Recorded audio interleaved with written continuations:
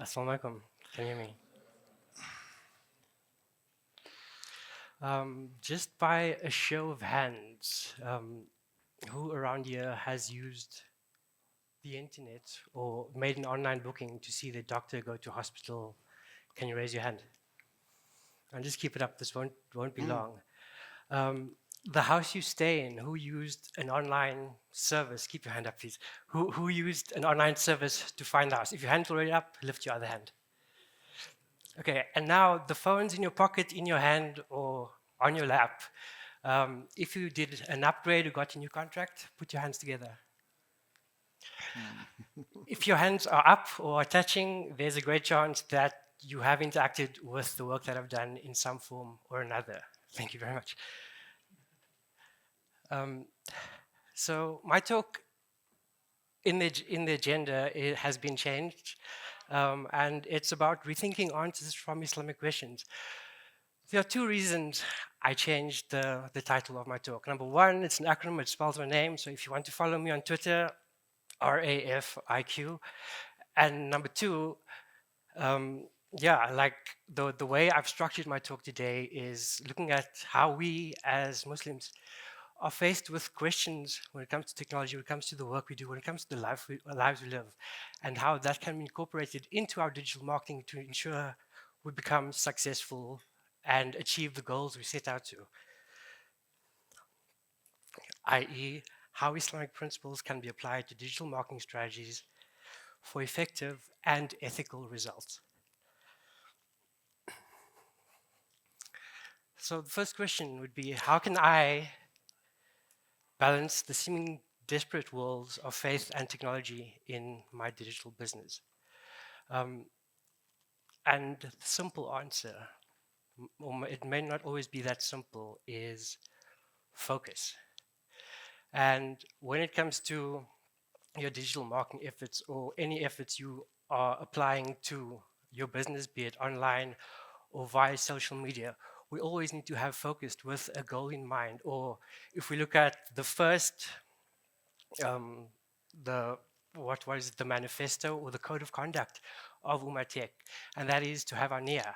So if we are focused on our Niyah and our goal when it comes to our activities online and in digital marketing, that is the best way to seemingly balance our faith and technology. A personal experience and something that Ismail mentioned when he was doing his talk was like having a business partner and our ethics and our goals weren't necessarily aligned. Doing great work in the office every day, and then having conversations with a business partner and it's like, hey, but this just doesn't seem right. Going to mosque on a Friday and listening, and it's like everything you hear in the office is exactly the opposite of what is happening in the work you do, even though with the intention of the work that you have is great and is pure and you're achieving your goals. If it's not aligned with the overall goal of the company, what's the use of doing it? So by aligning our own principles as Muslims with the work we do, and bringing that to digital marketing, being focused on our specific goals, it's how we can achieve digital marketing success. So how can I navigate the complex world of digital marketing while adhering to ethical guidelines and best practices? Fortunately for us, we have the Quran and Sunnah to follow as guidelines. It's the blueprint of the way we should live our lives. But on the other side, when it comes to technology and the technology, specifically marketing, the goalposts are constantly being moved by Meta, by Google, with all the inventions, with AI, etc. So, click. So as I mentioned, like we have the Quran and Sunnah, but technology is always moving. It's like we don't just have these set rules that we can live by when it comes to our business online. So as we all know, we've been using Google for forever. They've been around since 1999, and in about 2011, Google in collaboration with Bing, Yahoo, if you guys still remember them, and Yandex, which is a search engine in Russia. They introduced schema.org, which is structured data for all types of information. And back then, all we as digital marketers could use it for is like, when you search for a product and you see those star reviews, or you search for something and you're looking for the price, and in shopping you'll see the prices. That structured data was only used for that. But if you looked at the documentation, i.e., read the manual, there we go, it's working. It's actually supposed to stop there, but yeah, anyways. But if you read the manual, you discover that within the schema.org, or the structured data documentation, it covered anything and everything you can imagine, any type of, not just digital object, but everything in the physical world as well. So when it comes to property, when it comes to sport events like this, you name it, there's a structured data that represents it. Certain digital marketers started applying that structured data onto the websites and within the apps that they built. Where's the Helm guy? I can't see him, but like he's probably applying that in his work right now. But a few years later, actually it was like 2 years ago when ChatGPT launched. I'm sure everybody's tried it out and asked a question like, hey, like how can I do X, Y, and Z, or some random question. The next question that came into people's minds is like, hey, but like how do I get my business or my website or my app become an answer in ChatGPT? And if you dug a little deeper, you'd find that ChatGPT actually uses Bing, which is part of the schema.org alliance. So if you utilize the structured data that was introduced in 2011, you would be at the cutting edge of AI in 2022. And there was never that connection. But like I said, if you read the manual and followed the best practices, I don't know what's happening now, that would happen. Along with ChatGPT came the Google Assistant. So I'm not going to say that word, because if this is being recorded or if it's on your phone, it's going to pop up. So if it's like, Google, how do you do X, Y, and Z?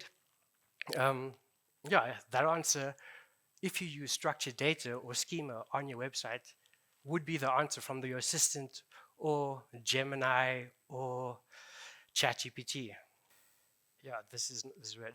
But anyways, and then later on, an example of a Muslim business that I've been working with for quite a few years is a small law firm in Cape Town, and what they do are deceased estates.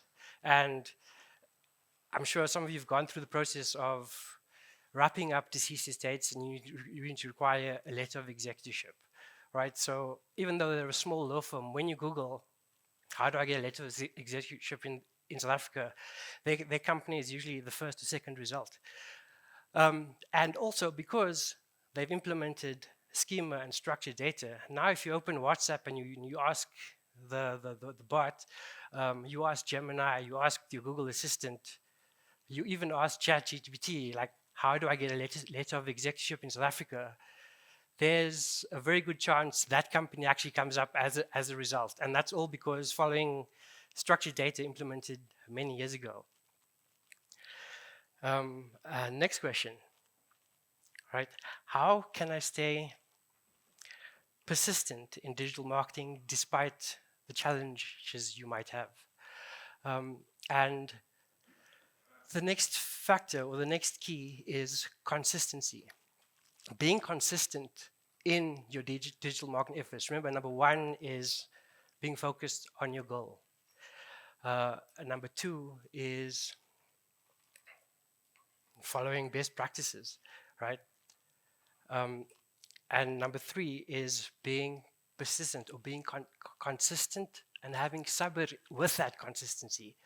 Because digital marketing doesn't just happen overnight. You don't just like, oh, I'm going to do of Facebook ads, or I'm going to go spread my message on Instagram or TikTok and expect it to go viral, or expect hundreds of thousands of people to view your information. So by following the best practices, aligning to your goal, and also remaining consistent in the work that you do, in the content you publish, in the information that you share, you will achieve digital marketing success. This example is a gentleman's clinic. Um, they do. They're also started by some Muslim brothers. They look after men's health issues. Just by implementing consistent digital marketing practices, even though they're doctors working in emergency rooms and having insane schedules, within 1 year, I just checked their statistics in before coming to here a few days ago, and their organic traffic from the videos that they're producing, because they feature quite a bit on podcasts, increased by 100%. Direct traffic, which is a reflection of the work that they're doing out in the world and on social media, increased by 67%. And the organic search, because they're implemented structured data and all the best practices, increased by 106%. But what does that actually mean? Thank you. The appointment bookings and their sales in 1 year grew by 266% just by being consistent. So, how can I become adaptable and overcome challenges like your presentation not working and clicking around? I hope I did an okay job in the previous section, but how can I stay adaptable and overcome challenges in the ever-changing digital world? I'm just going to refer to my notes because there's quite a lot of it that goes with it. So I hope this works, because like there's quite a few examples. Just stop there, please. Stop. Yeah, just stay there. There's quite a few examples, right? And when it comes to being adaptable and overcoming challenges, one of the biggest challenges when it comes to your digital marketing efforts is what your competitors are doing, because you're not alone trying to reach a certain audience, have specific goals. If you're trying to sell something online, or if you are trying to attract specific inquiries for the products or services that you offer offline. And a very simple technique to stay abreast of what's happening with the products and services they offer, or even your competitors, is setting up a Google alert. It's quite simple to do. Just Google Alerts. You set up an alert for either the product or service, your business name, your competitor's name, and every time Google crawls or detects something related to your product, service, yourself, your own brand, your own name, or even your competitors, you'll be alerted either in real time, once a week or once a month. You can set the schedule. So setting up a Google Alert is the first way to ensure that you adapt and adjust to the competitive landscape when it comes to your digital marketing efforts. Next slide, please. And then WhatsApp. Being connected not just to your customers and your suppliers, family and friends, it doesn't have to stop there. But you can find like-minded individuals, like especially people who are here today at Ummah Tech, who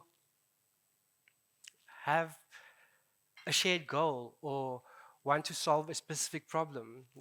Create a group with them and discuss and share. Time's up, unfortunately. Great. Anyways, staying adaptable, there are multiple tools. Let's go to the next slide. I can answer that question by scanning that QR code, and we can continue this conversation afterwards. Also, by the way, if you scan that, there is a 25,000 Rand prize. But yeah, it's up to you. Thank you very much. Shukran.